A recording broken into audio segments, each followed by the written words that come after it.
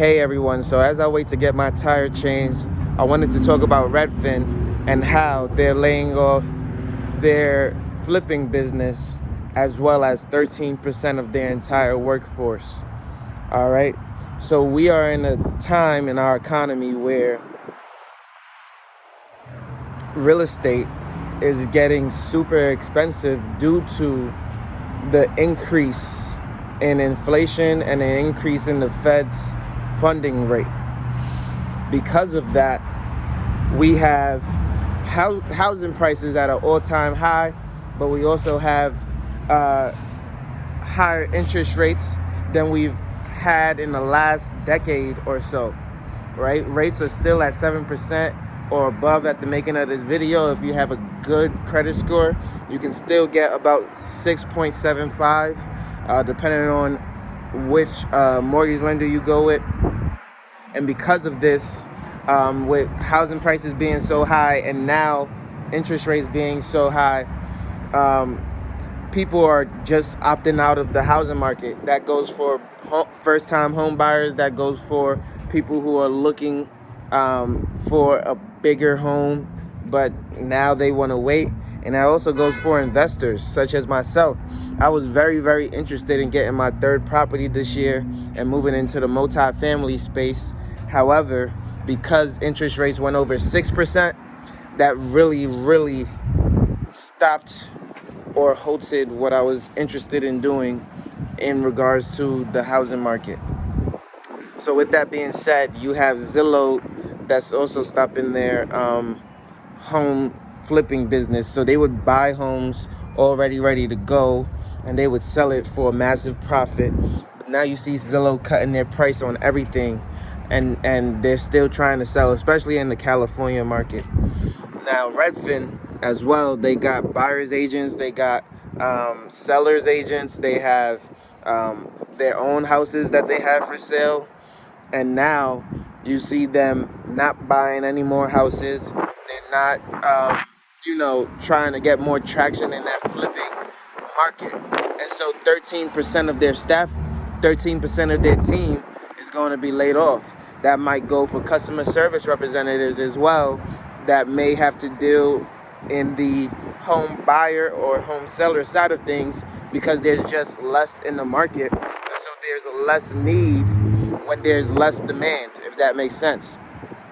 So you're not going to pay people to sit around and do nothing, especially when debt is more expensive and you can't just afford to pay people because the labor now is not as cheap. When people don't want to work, you have to pay more to get them in the door, right? So you see businesses such as what I'm in, like management, are now more expensive to keep people like me. Before, they used to pay us $50,000, $55,000, and that would get you in the door. And I've seen people work at that price for over 20 good years. Now that price has increased 60, 65, 70,000 for jobs that we've always been doing. But now that price has went up, right? We are demanding more pay, and therefore we're going to get it. And so, the labor is no longer cheap. And I'm sorry that I have to make this video outside. I'm sorry for the noise, everyone. So the labor is no longer cheap. The debt is no longer cheap. Housing is no longer cheap.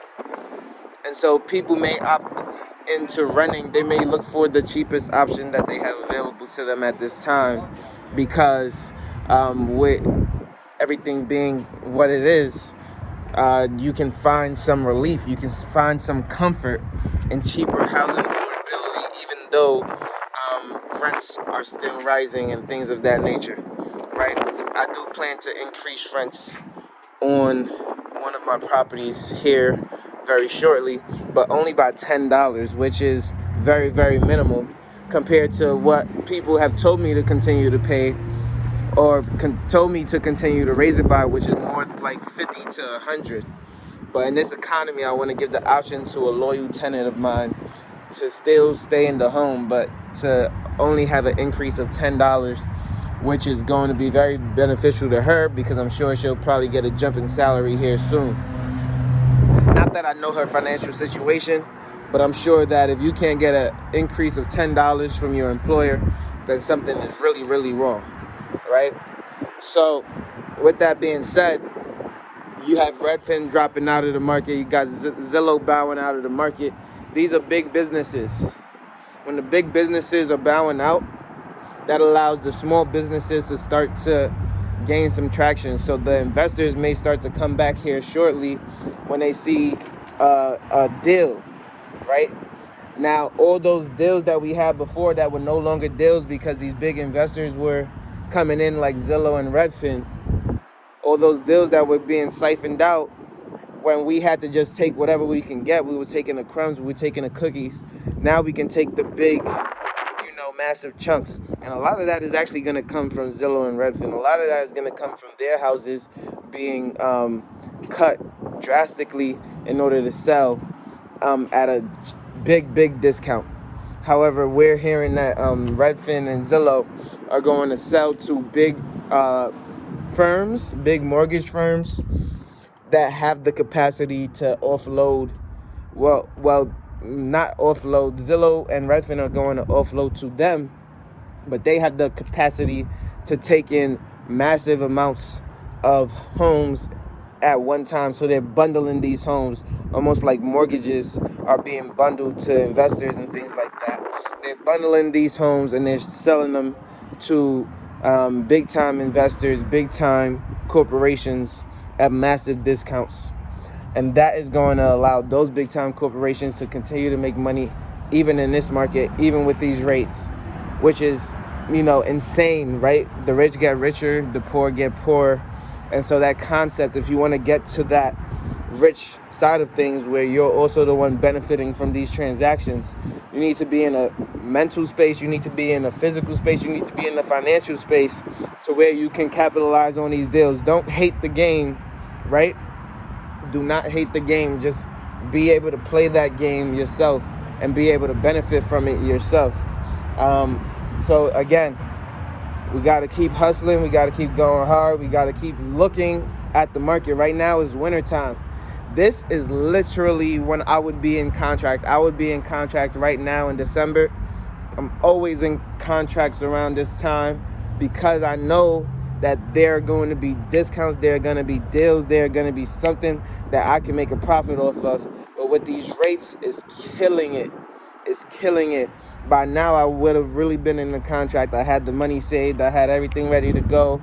Just following my P's and Q's, my regular, way of doing things. But again, this is not a regular economy, so I can't be a regular person, right? We need to elevate our game plan. We got to utilize different strategies. We may have to pay more. This is the first time that I actually wanted to do the lowest money down payment, and so I was analyzing what deal can I get to where I can still make the same cash flow with the lowest money down, but at this time with interest rates being so high, that's affecting those calculations even more. Although I have the cash to go 10% or more, right? I'm looking at my options to maximize my money at this point in time. Normally I would put 10% down on my properties, and so that's a different strategy to go with, and it was easier to cash flow with more equity in the deal.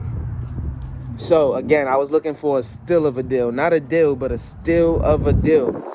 And because of this economy, because of me having to wait, I do believe that delaying gratification right now, waiting right now, is going to set me up for success in the near future, where nobody's buying, nobody wants to sell.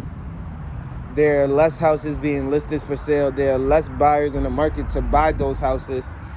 Demand is still relatively high, but interest is starting to dwindle. Nobody really moves in the winter. So December and January, you can expect that nobody's really going to move. I do expect an increase in housing sales in February. And so I'm going to look at that late January market and see, is there a change? Is there something that I can benefit from that is going to allow me to get a still of a deal in mid-January, late January, because I'm coming up on getting a bonus from my employer. I'm coming up on constantly continuing to save and do what I have to do. And so with that being said, I'm looking at maximizing that opportunity in order to, get, again, that still of a deal, get that still of a deal. And so what are you going to do with this information that's been afforded to you? How are you going to maximize that opportunity? Are you still saving? Are you looking at a new investment? What are you doing? How are you allocating your money and your funds? How are you saving for the opportunity that you want next? How are you investing for those opportunities that you want next? All right, so as I wait for my tire to get changed, I wanted to talk about that because I wanted to give you guys the content that you so rightfully deserve. Make sure you like, comment, and subscribe. Comment down below what you want to see next, and I'll see you on the next one. Peace.